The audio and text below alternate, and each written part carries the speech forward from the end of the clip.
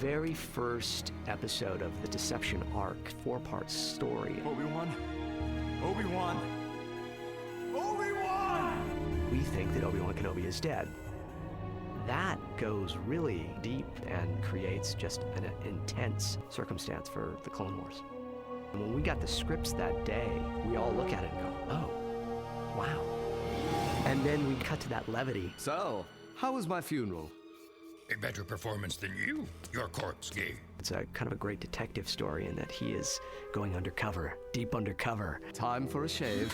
What is Obi-Wan Kenobi going to look like without his beard? Now, we know from Phantom Menace that Ewan McGregor's very clean cut and all. I have a bad feeling about this. But we haven't seen him like that on our show ever. So to see this bald and clean-shaven Obi-Wan was really just awesome to see. Transformation initiated. The cool thing about this whole story arc with Obi-Wan was he got to play 2 different characters. And the greatest part about being a voice actor is I got to be both of those characters. Well done, Mr. Hardeen. But first, we need one more thing. Your clothes? What the? When we first looked at the picture of Hardeen, I noticed he's got kind of a crooked nose. You know, looks like maybe he's been broken before in a fist fight or something.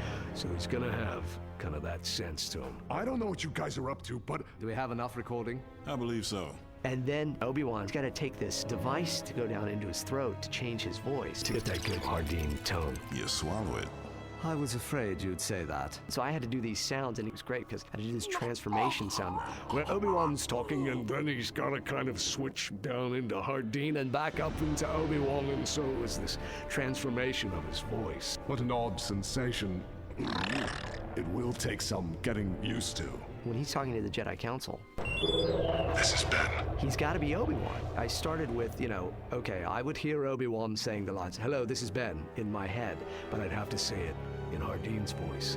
And so instead of him saying, "I can't do that," which Hardeen would say, he would say it like Obi-Wan, "I cannot do that." Don't blow your cover. Not to worry. I'm starting to enjoy playing the villain. Once he goes into character, he's able to be kind of, "Hey, man, I'm just here doing a job." This food tastes terrible. The great thing about being a voice actor is we do get to be so many different characters that are opposite of what we sound like.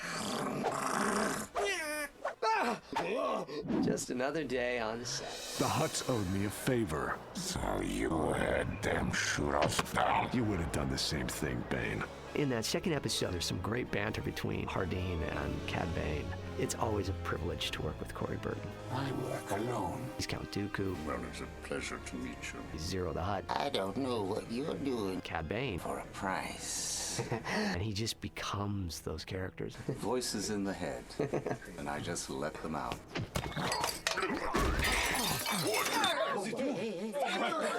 No! Get that guy!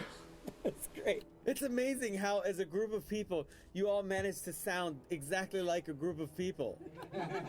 There's some great little cameos of regular Clone Wars actors doing other voices. Is there anything else you desire, huh? Pablo, that owns the pawn shop, Matt Lanter. Nika Futterman, who plays Ventress, she plays Pablo's wife. Ashley Eckstein has the kind of the automated computer voice. Facility on lockdown. Steven Stanton, who plays the voice of Tarkin, plays Moralo Eval. This bigger game than Jedi. D. Bradley Baker sneaks in there. You got a problem with me? You've got just a mishmash of all of these great people coming in and doing characters. That's the great part of working on a show like this where we get such freedom as voice actors.